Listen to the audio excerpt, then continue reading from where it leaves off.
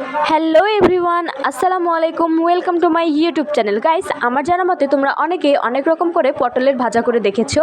একবার এভাবে ট্রাই করে দেখতে পারো, আমি বিশ্বাস করি তোমাদের ভালো লাগবে।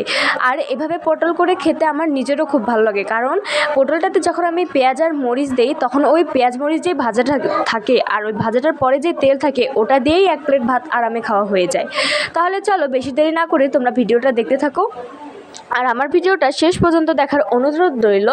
ভিডিও ভালো লাগলে লাইক কমেন্ট শেয়ার করে আমার চ্যানেলটিকে সাবস্ক্রাইব করে আমার পাশে থাকবে। তোমরা সবাই ভালো থাকবে, সুস্থ থাকবে, টাটা।